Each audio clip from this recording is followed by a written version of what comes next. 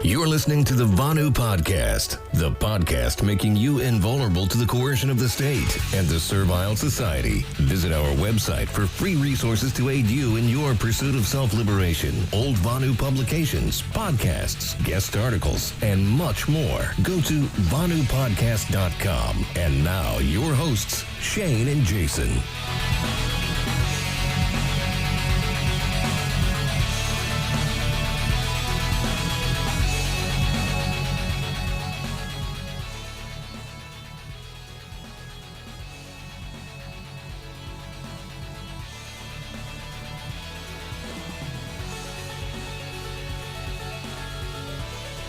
All right, and welcome to the Vonu Podcast, the podcast making you invulnerable to coercion. I'm your host, Shane, coming to you from the homestead here in southern Illinois. So hopefully I'm coming through okay. Did the internet speed test as usual. That came back great. And check OBS here just to make sure everything is going all right, and it looks like it is. No drop frames. We are good to go. It's always it seems like it's hit or miss, 50-50 whether it's going to work or not. I am on satellite internet out here in the middle of nowhere, so looks like we're good to go today though. So this podcast, everything found on the website, is covered by BIPCOT, no government license. This allows reuse and modification to anyone except for governments and the agents thereof. Learn more by visiting bipcot.org. So today I come to you with another special live intermission episode of the podcast. In the past, these would be Patreon exclusives, but thanks to the sponsor of the show, LUA Publications, these are now live streams available to the general public, as they should be, really. So yes, please do check out LUA Pub. We are a liberty-focused publisher offering over a dozen books on the topic of freedom and self-liberation. We also assist authors through every step of the publishing process, from proofreading and editing, all the way to marketing and promotion, and everything in between. And until further notice, every order placed at libertyunderattack.com will come with a free paperback copy of Kerry Thornley's The Permanent Floating Voluntary Society. To snag some books, just visit libertyunderattack.com. For information on publishing or author services, or to schedule a free strategy call, please visit libertyunderattack.com/publish. You can also click on the Publish With Us button there on the menu bar. There's one other update that I just happened to come across this morning. I'll jump back in the chat real quick and just make sure. Looks like everything's still going good. All right, back to it. So there's one other update that I just happened to come across this morning.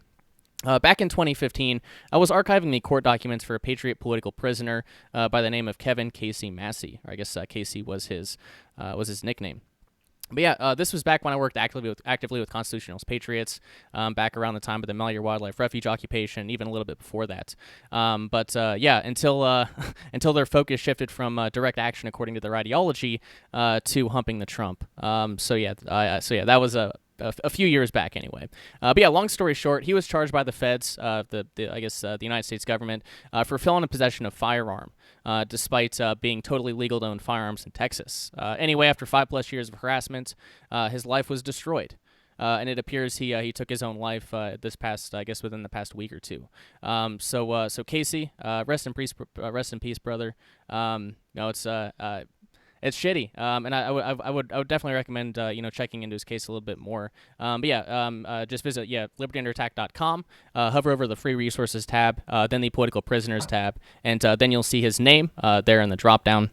His court documents are there, and articles by Gary Hunt discussing his case in quite a bit of depth are linked as well. And obviously, this is he's a constitutionalist, not an anarchist, but still, back when the constitutionalists were setting up committees of safety and participating in civil defiance rather than just venturing back into politics. I had a lot of respect for them, and I worked with them quite a bit. Casey, it sucks. Definitely sucks, and that's why we're here doing what we're doing. So now that I put a damper on your day, let's go ahead and get on with it. So today I'm joined by Alex Utopium, who goes by the handle @Utopium Tinkerer on Twitter. I'll have him introduce himself fully, but he's a Scandinavian dissident from all the way over in Norway. He's a contributor to Sal Mayweather's site, newlibertarian.io, and runs a blog, a personal blog over at utopium.blog, where he writes on agorism, permaculture farming, and much, much more. So without further ado, Alex, welcome to the Vonu Podcast, sir. How are you doing? I guess it's evening there for you, right? I just finished my job at about an hour or so ago. We went a little bit over time, and I was rushing home to talk with you. So it's great to be here. Good to be on time. That's not a usual thing for me. Very good. Yeah. Very good. Well, yeah, it's a pleasure, man. I'm excited to talk about obviously, as I put in the show promo. I want to start with Norway and Scandinavia as our topics, because I don't know anything about the country, and I'm always or I guess the region, the area, and I'm always looking I'm always interested in learning more about potential places for perpetual traveling or strategic relocation. Anyway, I guess first off, before we even get into that, why don't you start with a brief introduction? Who are you, and what do you do? I'm Alex. I am from Sweden originally, but I have been living in Norway for the past 14 years or so. I used to work as a bartender and a waiter. Right now, I'm a beer brewer. Trying that stuff out. It was either beer brewer or chef, and beer brewing appeals a lot more to me personally. So that's my day job. Yeah, that's interesting. So brewing. I actually my day job. I call it my not real day job. But I actually work at a distillery. So I make liquor and you make beer. It seems. Oh, really? Like. So yeah. Yeah. We are match made in heaven. What kind of are you making the brews themselves, or are you a technician? No, I'm basic. Yeah. So it's I guess it's a family distillery. So I do. Yeah, we all do everything. So yeah, I make the liquor. Yeah, all that. Yeah. Cool. Yep. Indeed. What kind of liquor do you make? Is it like everything, or? Yeah, so bourbon. I guess all different types of whiskey. Bourbon, rye whiskey, corn whiskey. We'll do some vodka, some flavored moonshine sort of stuff. Lots of stuff in the works for sure. Nice, love it. Indeed. So what else? Yep. Anything else you'd like to add to your introduction? Yeah,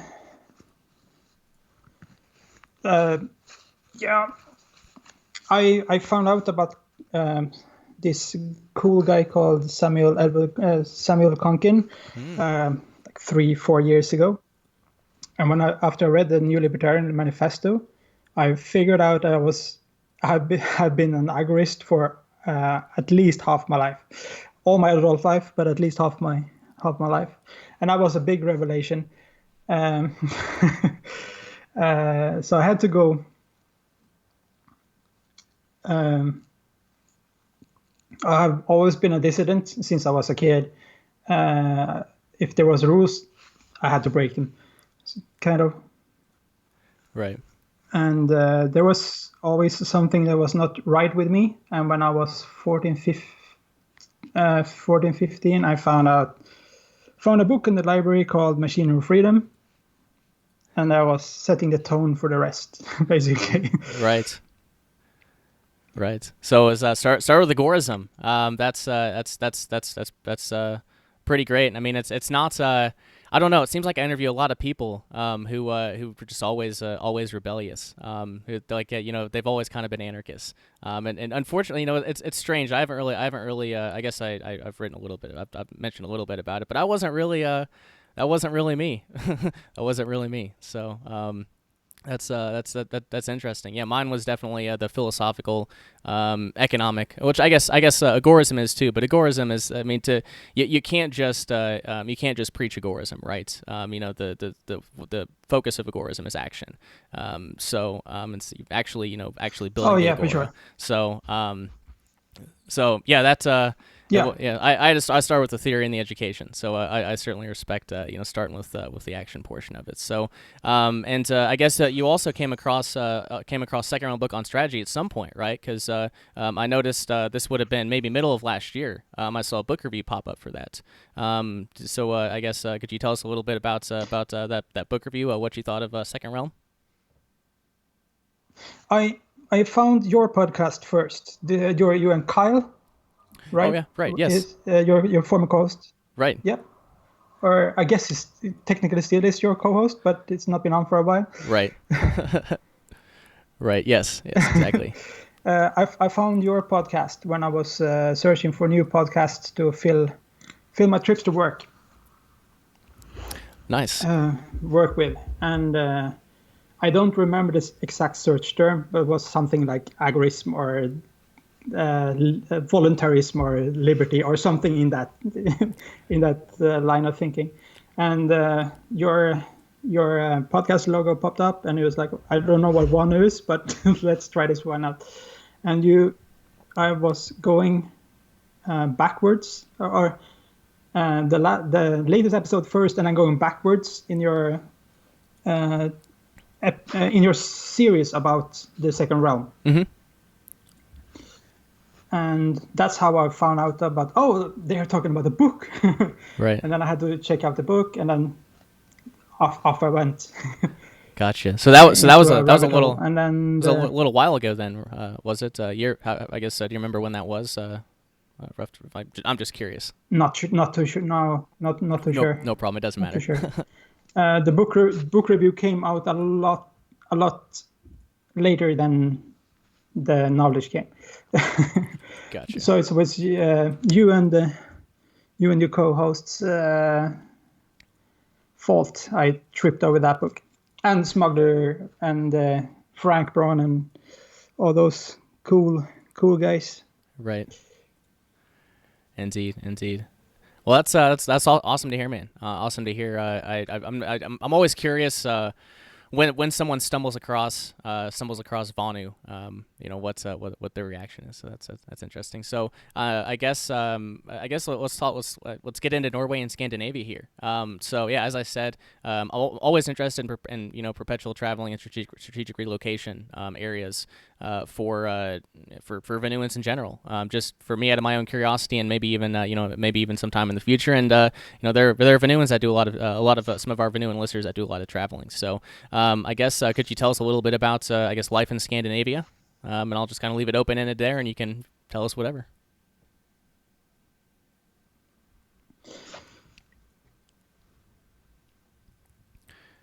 That's a good question, actually. It's very hard to. I'm probably not the best at marketing Scandinavia for anarchists at all. Well, I wouldn't think about it as marketing for anarchists. I mean, give us the hard truths. If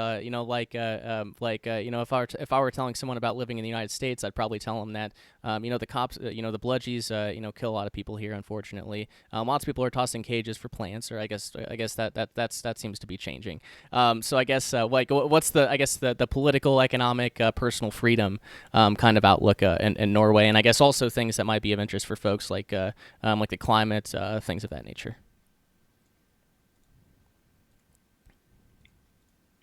The political climate is very weird. Especially, I've always been interested in international politics, and when I take my experiences reading, listening to TV shows and podcasts talking about, for example, America or Southern Europe or England and stuff like this, Scandinavia sticks out as very strange.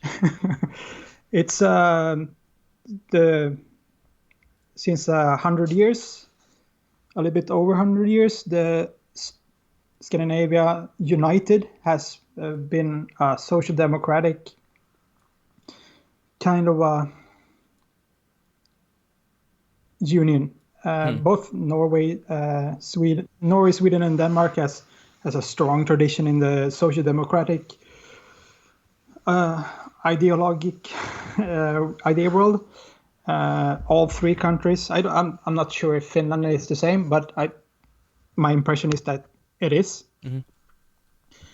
And the Social Democratic Party in Sweden has ruled for the majority of the country having democracy, with patches of conservative rule as well. But the Social Democratic Party is by far the most prolific influence on everyday life. Mm-hmm.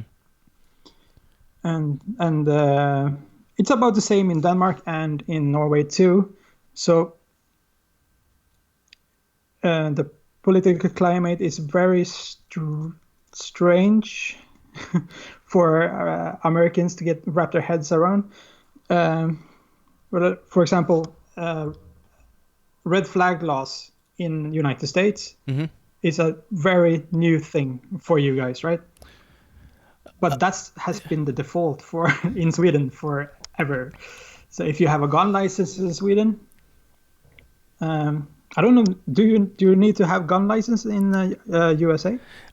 So in most I guess in most places you don't have to have a permit to it's here where I live it's terrible. You have to get something called a firearm owner's identification card. So you have to be authorized. Okay, You have to be approved by the Illinois State Police. But I guess in some places I'm not gonna say most because that's the tide seems to be changing. But and I'd say in some states probably over half. You don't much need a permit. It depends on the state though. Right. Here you need a permit per gun. So every gun you want, you need to ask the police, can I have this? And they can say no, or they can say yes. If they say yes, you pay a fee. They give you a license, and then when you get a license, you agree to all this kind of stuff. And one of those stuff is sort of a red flag law. Yeah. That the police can show up anytime they want, inspect that you are keeping your gun safe in a state-approved safe, and if they suspect you are mentally ill or a threat or anything like that, they can revoke your license, steal your gun, and that's that. So red flag laws are the default. Gotcha. What else is different? We have socialized hospitals. There is some privatization going on. So the queues for hospitals are so long and complicated, and you get direct when you go to a hospital, you go to the reception and say, "Hi, I'm sick," and they're like, "Okay, what kind of sickness do you have?" "I don't know. I need a doctor."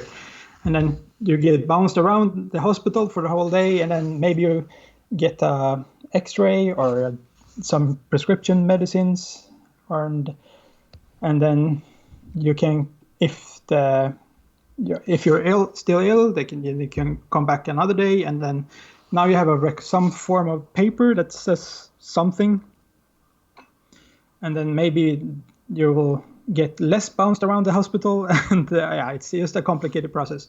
So there is these entrepreneurs that made the reception part private, sort of. They're called Dr. Drop-In. You can just go there. Mm-hmm. You'll have 30 minutes to talk with a doctor, and they will write a recommendation where you should go in the hospital. And 30 minutes. It costs the same, no matter what your ills are and all that stuff. And they cut down the waiting time a lot. Gotcha. So there is some privatization going on in the hospital industry here, but for the most part, it's state-owned, state paid for, taxpayers pay for the hospital. Mm-hmm. So that would be a huge change. Right. If you can have a private hospital insurance, you're still having to pay taxes for the social insurance, and you get help faster at the hospital if you have this private insurance. It's very weird. And see that's not and the insurance companies. That's not really that strange. That's how it is with public indoctrination, public schools here. So yeah, even if you homeschool your child, even if you pay $50,000, I don't know how much it is, $50,000 a year, however much it is, a lot of money to send your kid to a private school, you still have to pay the property taxes, the property thefts. Oh right. So I mean it's I don't know, like obviously, like going and experiencing places is really the only way to really get a feel for it. But as far as the political and economic climate throughout the world, it really, like, it's all just communist. Like it's all just like, especially like over in Europe and Great Britain, England. Yeah, I mean it's just all like, it's all just, they're just everyone's just like 10 or 15 years ahead of the U.S. is just, it seems like. So it's, I don't know. It's kind of disappointing. Like, I'm waiting for someone to come on here and say, "Oh, there's some bad parts, but here there's a really good possibility for freedom. There's actually some good things happen." Like, but there's not really that. It's all kind of happening in the underground. Homeschooling is banned in Sweden. Really? You're not allowed to homeschool your kids. Nope.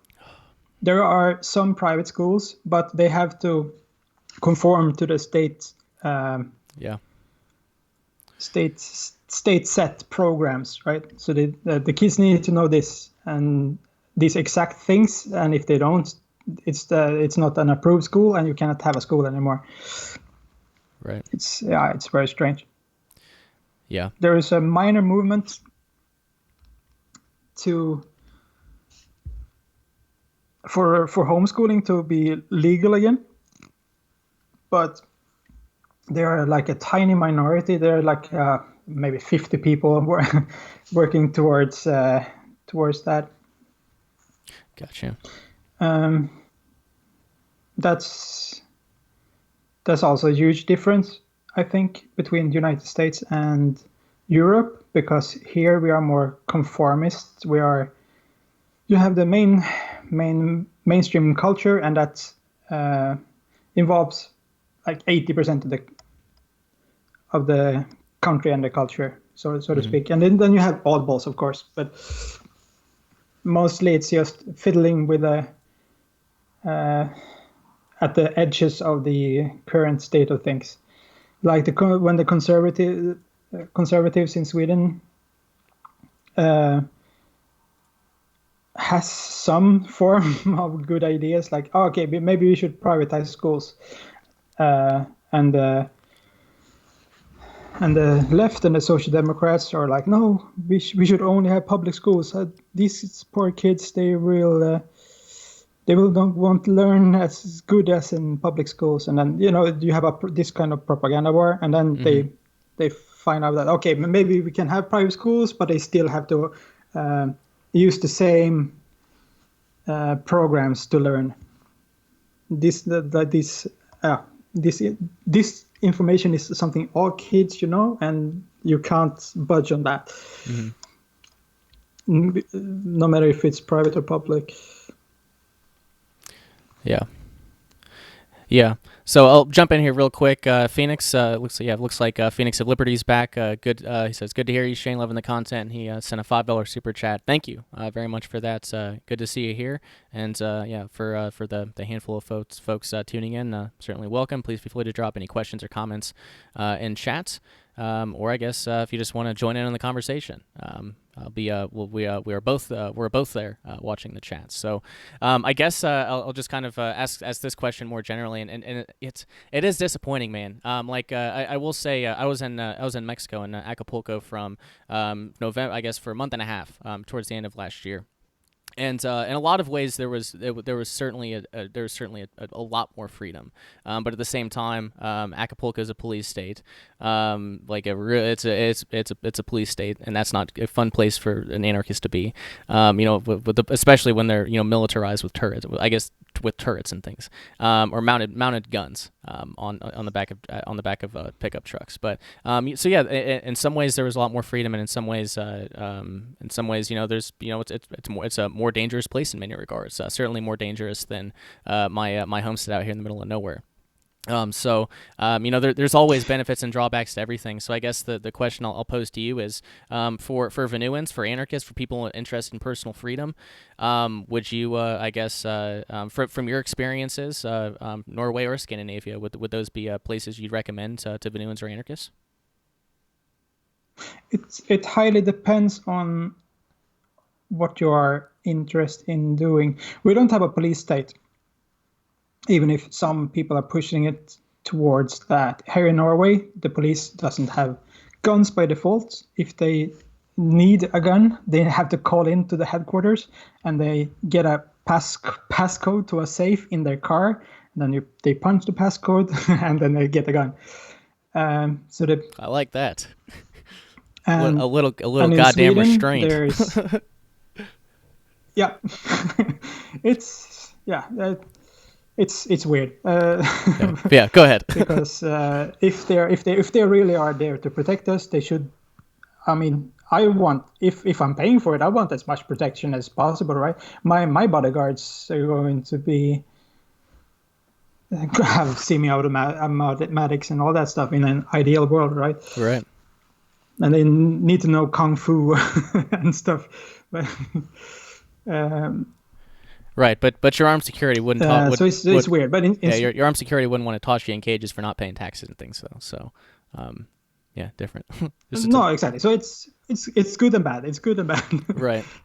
In Sweden, in the big cities like Stockholm, Gothenburg, and Malmö, there is a huge density of cops. But outside those big cities, there is cop presence is very rare. Like my mom lives in a town with about 12,000 people. There is no cop there. There is a cop 40 minutes away. Right. In the northern parts of Sweden, there's like one cop that's covering like the state of Vermont for himself. Right. Something like that. So there is a difference between us. So yeah, if you really don't like to see cops, then Sweden is perfect. As long as you avoid the big cities. Right. So I guess a question that came to mind, and like I said before, I don't know anything about Scandinavia. I've only ever been south of the border here and south of the border of the U.S. To Mexico. So Mexico and Canada actually. Never been over to Europe. So I mean I don't know the geography very well. But I guess for wilderness Vonuans, maybe for maybe van nomads who like so-called like maybe public national parks. I guess how would those lifestyles fare in Scandinavia? Very well. We have something called allemansrätten, and I'll see if I can find a good translation. And what'd you say it was called? Allemansrätten. So it's right of public access. It's the proper English name for it. What this does is that you are, as long as something is not fenced in, you're allowed to go there or travel through there in some capacity. And if you are there for under 24 hours, you can even make a tent or something like this. So if you're a outdoorsy Vonuan with a tent and some really good walking shoes and like forests and mountains and these exotic Scandinavian geographic, then it's perfect because as long as not fenced in, you're allowed to be there. Gotcha. And I guess you have to. So I was just gonna ask. I know when I was looking at camping spots and saying Colorado at the beginning of this year, a lot of the places in Colorado were charging. Then these were Colorado state parks, not federal. I guess not federal, but the state parks were like $30 a night. So that basically it's there. It's it's the commons. You have access to it for 24 hours. Is it? I guess there's no such thing as a free lunch, but do you have to pay for it? Or is it just subsidized? No. It's for free. Gotcha. As long as you don't disturb the land in some way. If you're making a fire, you have to ask for permission. But if you have a gas oil grill or something like that, then it's all good. Gotcha. Nice. So that's a positive. That's definitely a positive. I guess just one other question I guess that comes to mind is, you said things are pretty socialized there with the healthcare. Or is the cost of what's the cost of living like? What's the cost of living like? As far as for a perpetual traveler, someone who's a non-citizen, the taxes there I don't think would I don't think that I don't know for sure, but anyway, I guess what cost of living, taxes, things like that. Norway and Sweden are very, very tax-heavy countries. Mm-hmm. Both, the taxes are hidden in so many ways, and through fees and obligatory payments you have to make and all that kind of stuff. So it's quite hard to figure out how. As it turns out, it's very hard to figure out your exact tax rate, and depending on what you consume, will have different tax rates as well. Alcohol and fuel and tobacco and stuff like that is super heavily taxed. Right. Yep. Every food has a special tax that is a little bit lower on the lower side. Books too, but the rest is like at least 25% VAT. Yeah. In the gasoline is like 65% taxed. It's just so yeah. How to put this? The cost of living in Sweden is very low compared to Norway. It's almost half. If you're renting an apartment, then especially Oslo is very, very expensive. I think Oslo was in the 5th place a couple of years ago. The 5th place, that was the most expensive city to live in the world. I don't think it's been better in that regard. But in Sweden, stuff you buy at the grocery store is a lot cheaper. I can fill a bag of groceries in Norway and in Sweden, and I pay half in Sweden. Just about depends on brands and all that availability of stuff and what you're consuming, of course. Sure. So, but between the two, it's a lot cheaper to be a tourist kind of person in Sweden than it's in Norway. I've worked in bars in and around the city center of Oslo for so long, and I just that tourists are gasping at the drink prices. That doesn't faze me anymore. It's like, yeah, what you gonna do? Right. So I guess another thing I'm curious about, and when I had Demelza Hayes on and she was talking about Liechtenstein, I asked her this question too. So I guess say there's a Vonuan who actually wants to, he's just strategically relocating, wants to buy a piece of land in Scandinavia somewhere. How hard is it for I guess someone, I guess a non-Norwegian or a non-Scandinavian person to acquire private property or acquire a piece of land there? Is it easy, super difficult? Could you speak to that?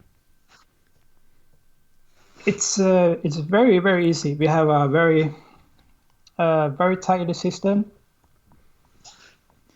It's the bureaucracy around that particular land titles are very nice. Really?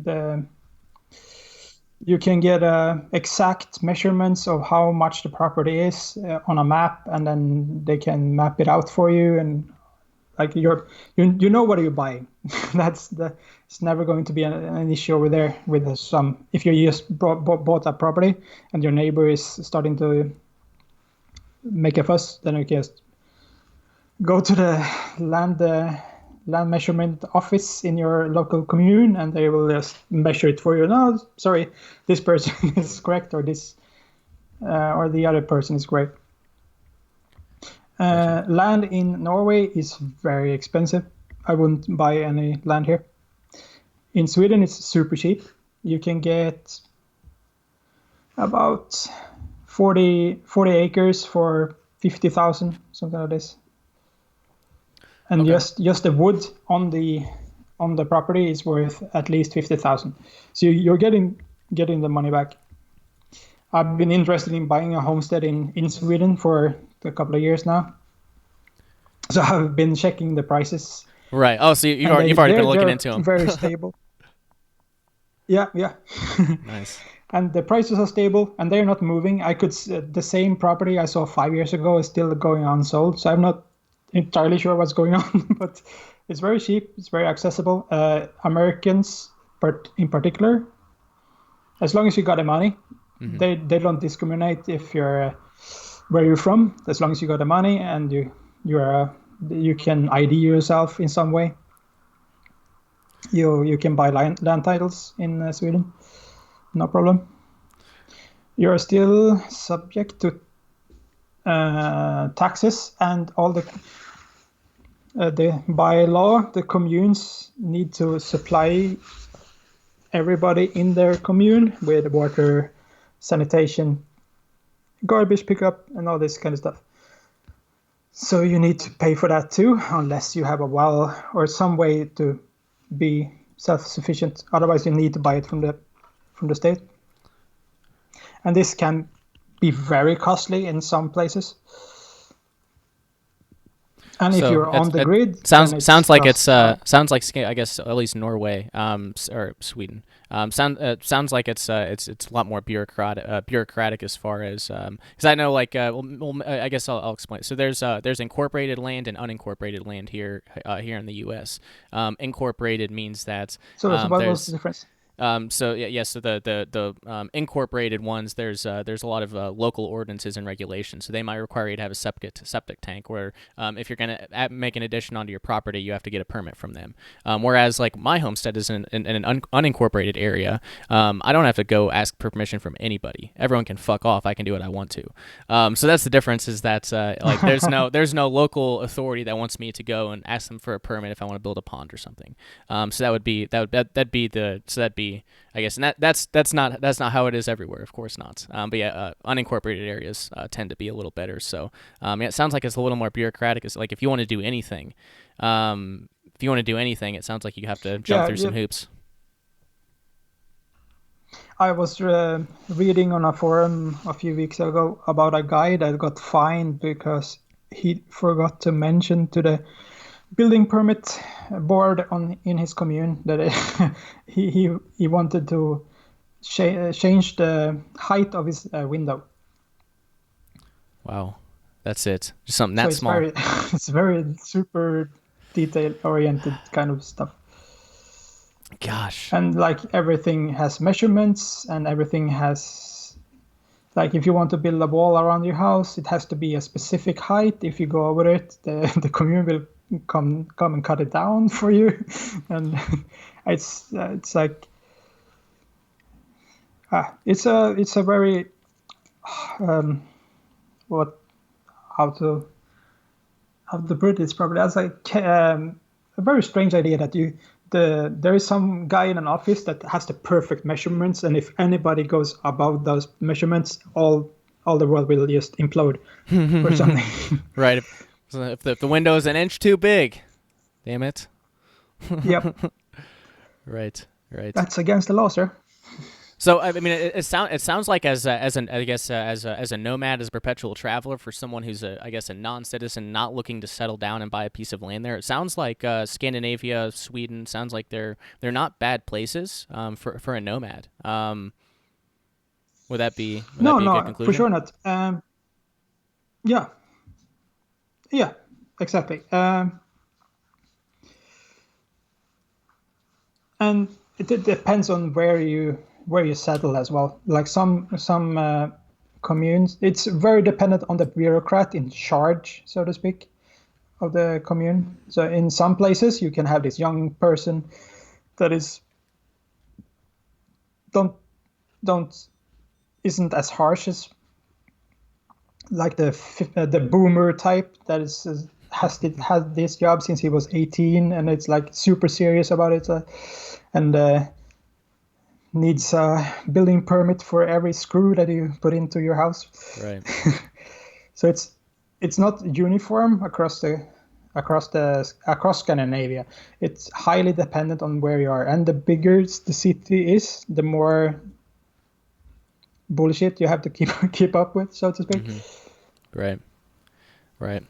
Yeah, that's a good point. I mean, yeah, it's you can't generalize across countries, and let alone multiple countries and regions. So,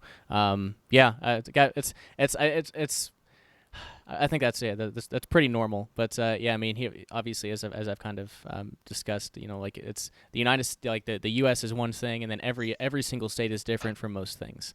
So I mean, I'm sure that's definitely how it is. Right. How it is there too. So I guess in the flyover states, I guess if they have building permits and stuff like that, they're not as harsh as they're going to be in Los Angeles, for example. Right. Yeah. Exactly. Right. Yeah.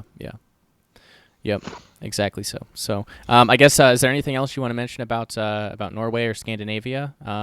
Anything else to conclude that? Because I'd like to get on to I don't know. I kind of want to talk a little bit about your future plans. But yeah, anything else on Norway and Scandinavia?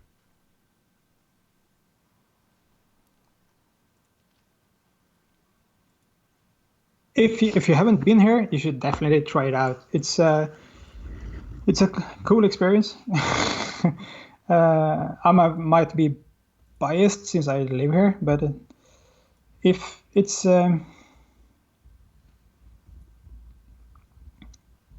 the things they steal in taxes is absurd. The price could be a lot lower. Everything could be more efficient.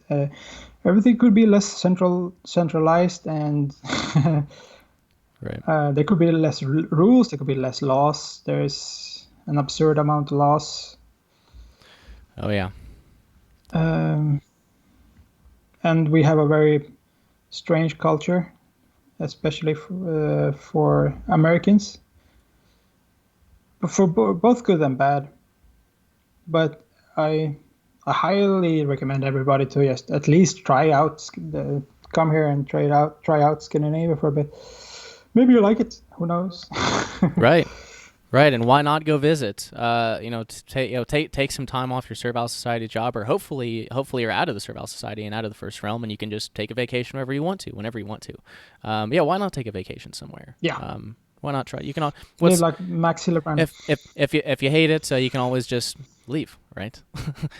So yeah, it's exactly. always worth testing out. Always worth testing out. So you mentioned that you're interested in you've been looking into, and that you're interested in getting a homestead sometime. And I also noticed on your blog that you've written quite a few book reviews on all sorts of books from I guess sort of kind of the green anarchism kind of variety, as well as just homesteading, guerrilla gardening, things of that nature. So I guess do you want to talk a little bit about your future your future plans for your Vonu lifestyle, and I guess what got you interested in it? What are your plans? Yeah, it's going to be a little longer backstory. Sure. I've been an agorist for a long time, and longer than I knew about the agorism, because the reason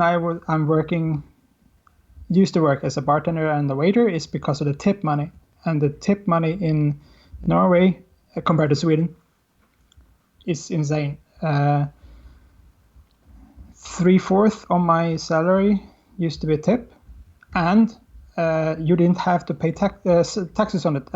You were supposed to, but they didn't have a control system or anything like that. So you just slide that on one under the radar, and I could just collect my tip money in cash. Mm-hmm. And the next day I can go to the store and I could buy a laptop just in cash, or I could buy gold or cryptocurrencies or other kinds of hardware with this, mm-hmm. and just strangle out the taxman out of the biggest chunk of my paycheck, basically. All that changed last summer. They were going to they were proposing a new law in Parliament, and that's when I woke up and like, oh shit, I I can't be a lazy bartender anymore because they figured out a way to collect taxes from tip by making the employer responsible for collecting taxes on the tip. So dirty dogs. And that law, yes. And since that law came into effect, everybody stopped tipping because they don't want to pay the state for your good service, right? So my salary has crashed. Yeah. So I figured it was time to... Government killed your job. Yeah, basically. So if I was 75% agorist before, like super gray market, had a super great gray market income, they killed it. So now I'm maybe 10%, something like that. Yeah. So I had to figure out new ways to do it. And the easiest way is to grow stuff and then sell them to friends and family and other people that don't like to pay too much for goods. Mm-hmm. And that's where my interest in brewing came to as well. So now I'm working as a brewer. I get a good an all right paycheck, but it's taxed, so I don't keep as much as I want to, but that's such is life. But I get a education in brewing for essentially free. Yep, exactly. And that's worth a lot. Especially right, and I will say if you know how to brew, I've never brewed beer before, but from what I've heard, brewing beer is more difficult than brewing liquor. So if you know how to, I mean, the physics and the steps are pretty similar, but yeah, if you know how to make beer, you can make liquor too, and it's easier. So just a heads up. Yep, that's cool. I want to learn how to distill as well, because who doesn't like booze, right? Right. I have but it's illegal here to make liquor for private citizens. You have to have a permit, and with that, you need to have a factory-like environment to get the permit. So, but you can brew beer and wine at home, no problem. But you can't have distillery equipment. It's without a permit, because that counts like you are trying to do drugs or something like that. Something similar. It's worded very harshly. Yeah, I will say it's not. So it's not legal for at least from how I understand it. It's not legal for a private individual to brew their own booze, but plenty of people do it anyway. And I mean they don't really care that much. Is like if you're slinging moonshine through the countryside or something, they'd probably care about that. But yeah, where I work, it's all above board and shit. So yeah. Anyway, go ahead.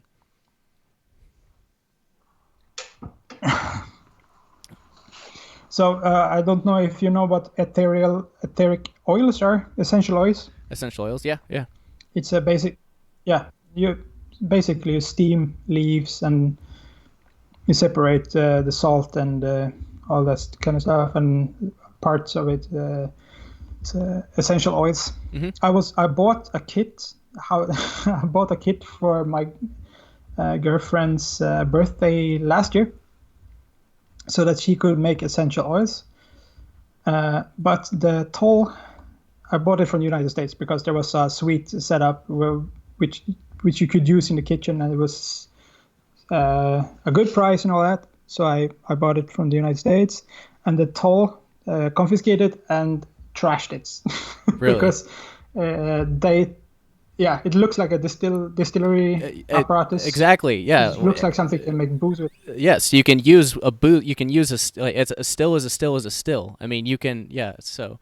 Yep. Yeah. Exactly. Yeah. You can make distilled oils. Yeah. Essential oils too. Yeah. For sure.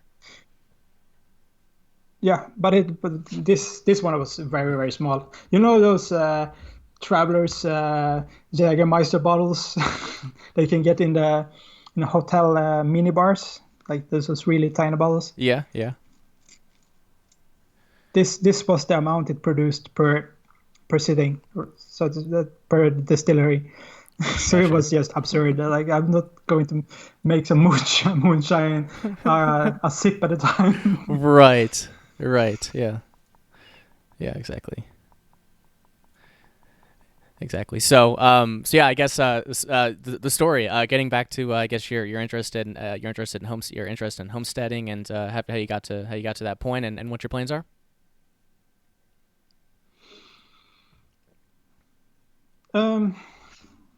Learning more about growing stuff. This past year, me and a couple of friends have grown tobacco on balconies.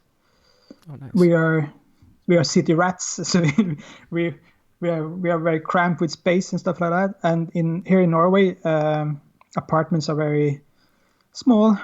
At least if you're not that rich, at least.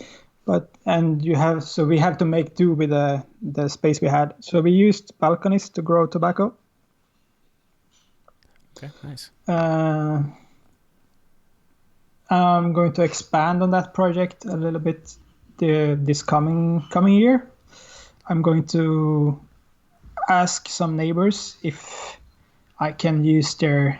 My neighbors have some land, so that they're not using for anything in particular except cursing that because they have to move the lawn and stuff like that. So I'm going to ask if I can put in some grow beds there and grow some flowers and tobacco in a larger scale. Mm-hmm. And move on from there, just figuring out how to grow stuff, and in the meantime save for a homestead. So when I finally get a homestead, I know I have a plan worked out, what I'm going to grow, how I'm going to grow it, right, and all that. That's my step, at least. Yourself, you're living on a homestead. Are you growing any vegetables, fruits?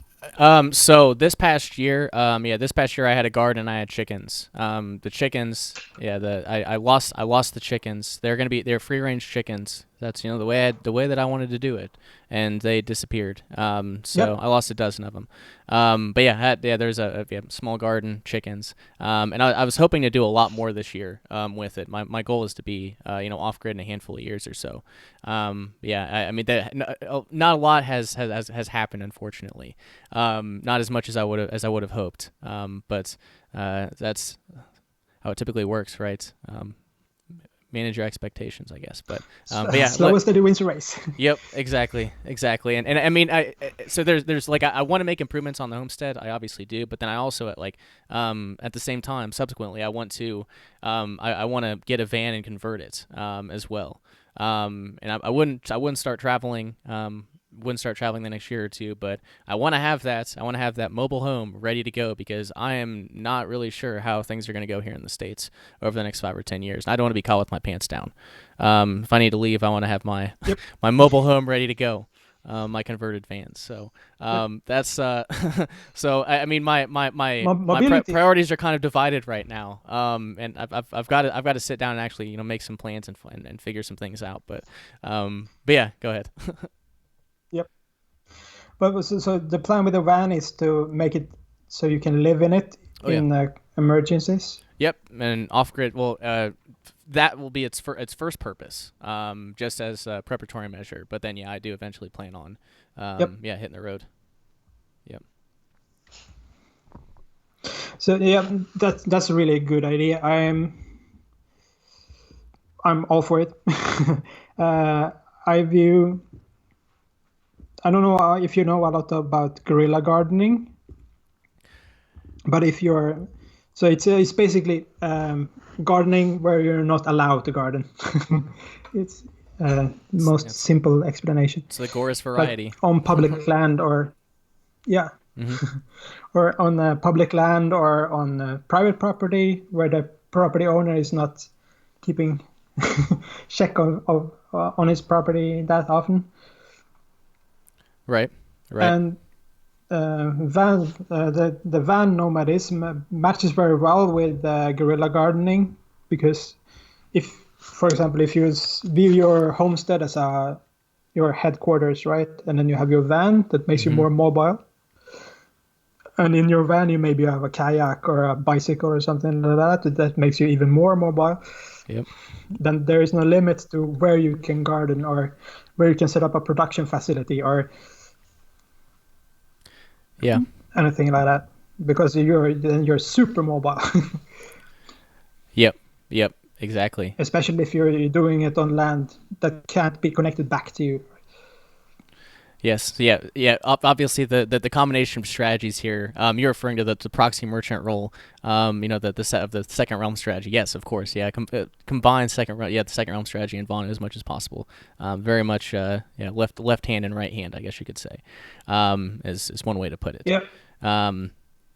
Yeah. You mentioned guerrilla. So guerrilla gardening. I wanted to mention. So I don't know how much. I don't know how much you've learned about Rayo, the founder of Vonu, which I do know that for sure now. But yeah, he talked about. He started out as a van nomad and then moved on to wilderness Vonu. He lived in a polyethylene A tent. Just a tent out in out on so-called public land in the Siskiyou National Forest, over a western part of the United States.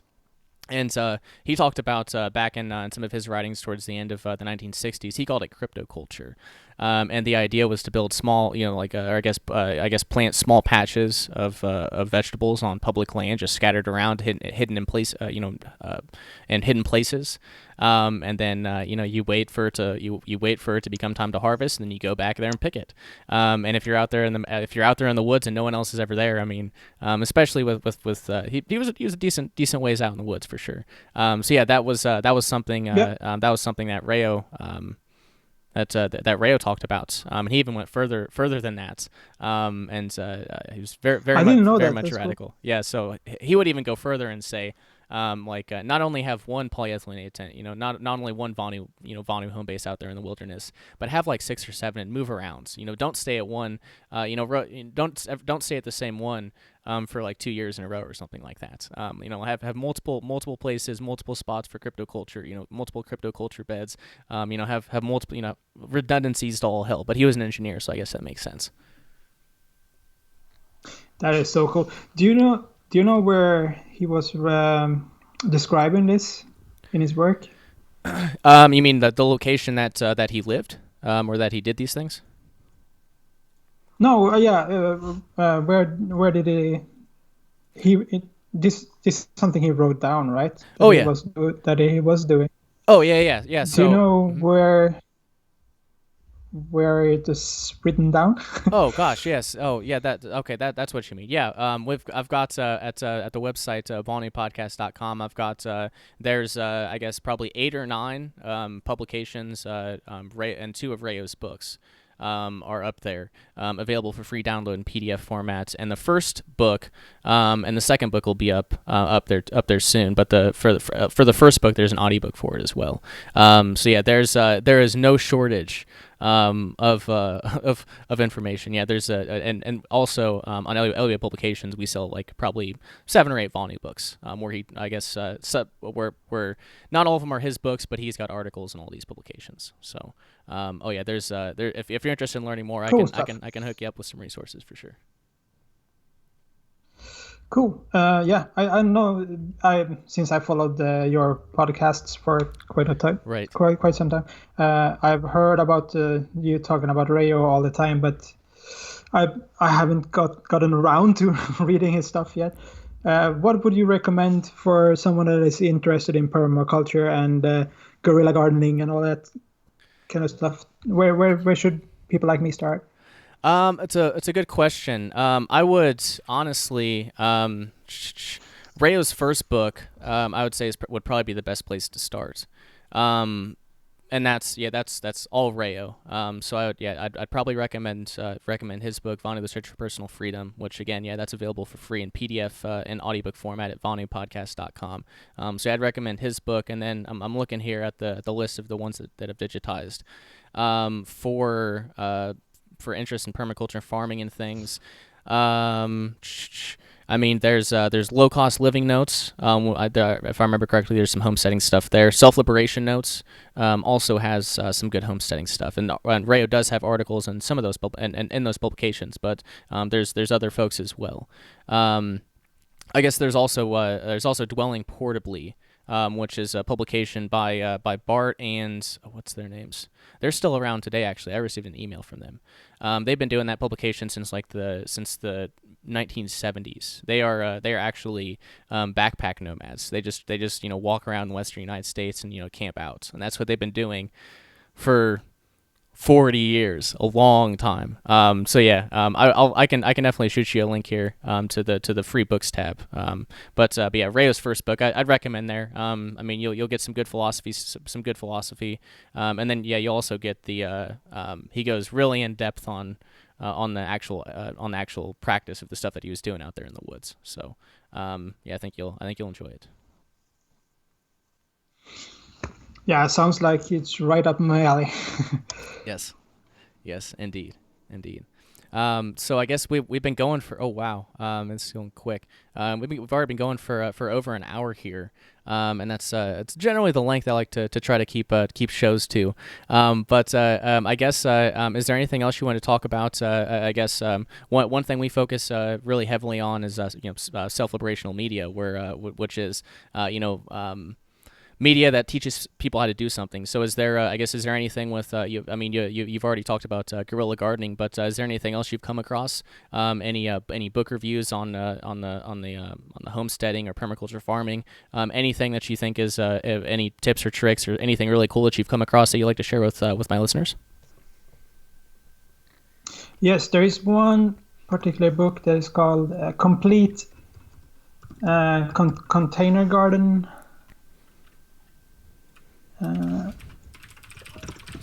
Container gardening. I'll see if I have it available. Container gardening. Container gardening complete is the book called, which is probably the only book you need if you want to grow in small confined spaces in containers. If you're in an apartment, or if you're in a van, or if you are making a small shed somewhere in a hidden forest somewhere, and you need to use containers to hide what you're growing, or if you're strapped on space to grow in, then I for sure recommend that book. That book helped me out a lot. I'm growing tomatoes as a side project. I grew tomatoes in containers on my kitchen counter, and with that book and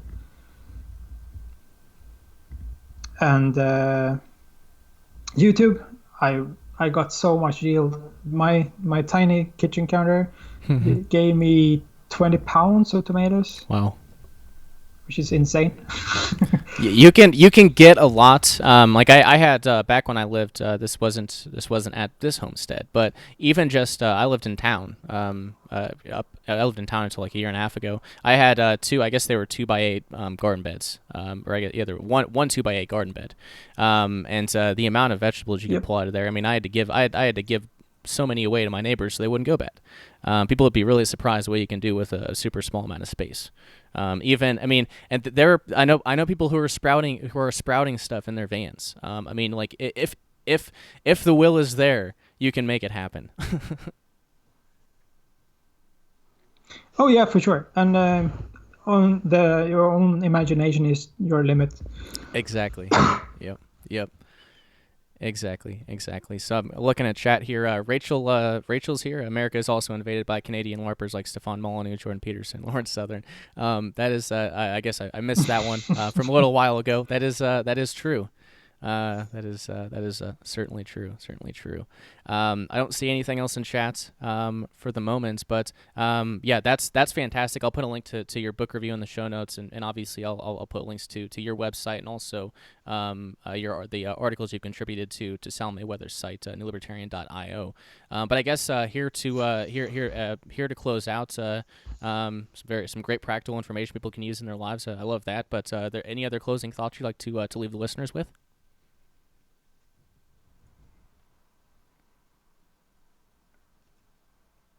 You put me on the spot here.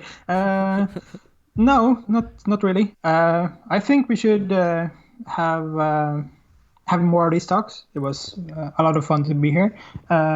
Shout out to you and the Liberty Under Attack. The more people that do stuff and produce some great content and build a second round, the better. Oh yeah, I'm definitely there with you, and yeah, I mean, I want to do more of these. There's a lot of really cool folks, especially on Twitter.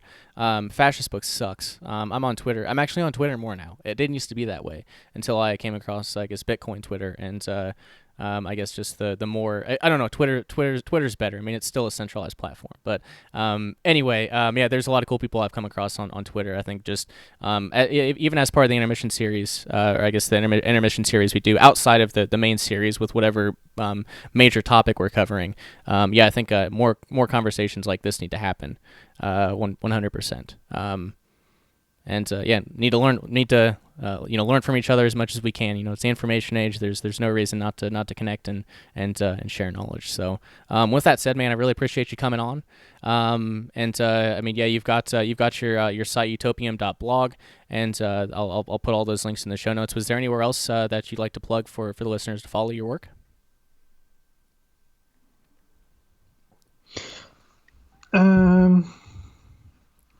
Other than your Twitter too. Blog. Yeah, my Twitter too. It's at Utopian Tinkerer. At Utopian was unfortunately unavailable. On most other social media platforms, I'm just at Utopian, but Twitter, there is some guy camping on at Utopian on Twitter. So it's Utopian Tinkerer. Gotcha. So over there. Yep. So Twitter. I highly recommend Sal Mayweather's blog, newlibertarian.io. I'm probably the least interesting person that writes there. Sal is doing a tremendous job, not only with his blog work, but his Agora podcast as well. Lots of interesting guests there, and Sal's Twitter account is absolutely stunning. That's it's a great account. Right. Indeed. Right on. Well, I will definitely put all those links in the show notes. Thanks a lot for coming on, man. I appreciate it, and have to get you back on to chat in the future. Yeah, I'm looking forward to it. Thanks so much for inviting me. Hey, not a problem, man. It was been a pleasure talking with you. Indeed. Have a good night. Yep, you too, man. You too. All right, guys, and that's all I have for you. Thanks so much for tuning in. Please check out the website, vonupodcast.com, and make sure to subscribe to the show on your favorite podcatcher so you never miss an episode. In the next day or so, the introductory podcast for our newest series called Taz, the Temporary Autonomous Zone, will be released. And from looking at the tentative series list thus far, yeah, it's going to be a highly valuable one. I'm really looking forward to it. You guys should as well. Please check out our sponsor, Libertarian Attack Publications, for all your self-liberational book needs. Or if you're an author looking for publishing assistance, the website is libertarianunderattack.com. And keep in mind, for the foreseeable future, every order will come with a free paperback copy of Kerry Thornley's The Permanent Floating Voluntary Society. Taking a look back here at chat, just look in here. Phoenix, Okay, Phoenix and Alex talking in chat. Good deal. Nothing for me though. No problem. So yeah, finally, if you'd rather just make a voluntary donation to this podcast, so we'd certainly appreciate that as well. If you want to give us some dirty fiat, paypal.me/LUA radio. For on-chain Bitcoin, there's Bitbacker, which is just what I've kind of defaulted to, but you can also find a one-time Bitcoin donation address at the website vonupodcast.com. But yeah, Bitbacker will be in, the link to Bitbacker will be in the show notes, and subscribers there get a discounted version of the digital self-liberation bundle. So 13 books for I think $10. Versus the $20 it's listed for on the LUA website. Next is for Lightning payments, or I guess Lightning donations, Lightning Bitcoin donations, tipin.me/@LUA radio. And yeah, I think that's it. I think that's all I have for you. Big thanks, Alex, for coming on the show, and thank you for tuning in. And always remember, Vonu is yours for the making.